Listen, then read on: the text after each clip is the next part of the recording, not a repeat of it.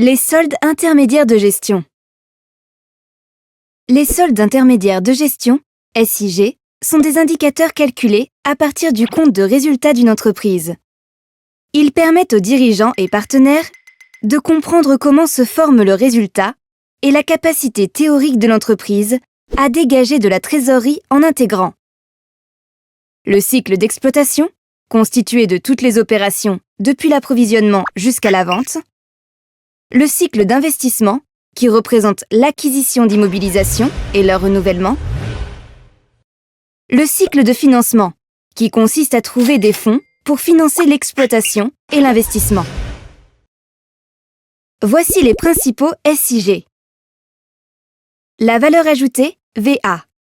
Elle est égale à la différence entre les produits d'exploitation, chiffre d'affaires, et les charges d'exploitation, correspondant aux consommations en provenance de tiers, matières premières, marchandises, sous-traitance ou énergie par exemple.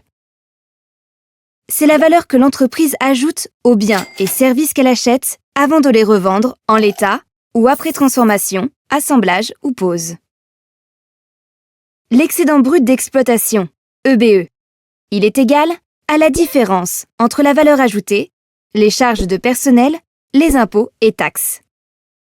L'EBE illustre le niveau de richesse créé par l'entreprise grâce à son seul cycle d'exploitation et sa capacité théorique à générer de la trésorerie.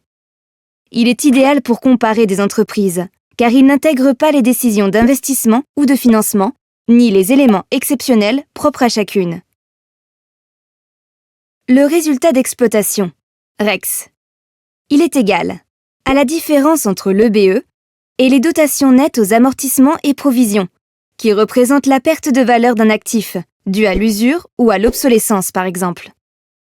Un résultat d'exploitation positif signifie que l'entreprise peut, grâce à son exploitation, renouveler ses actifs selon son cycle d'investissement. Le résultat net, RN. Il est égal à la somme du résultat d'exploitation, du résultat financier, qui intègre l'impact des choix opérés selon le cycle de financement, et du résultat exceptionnel, moins l'impôt sur les sociétés.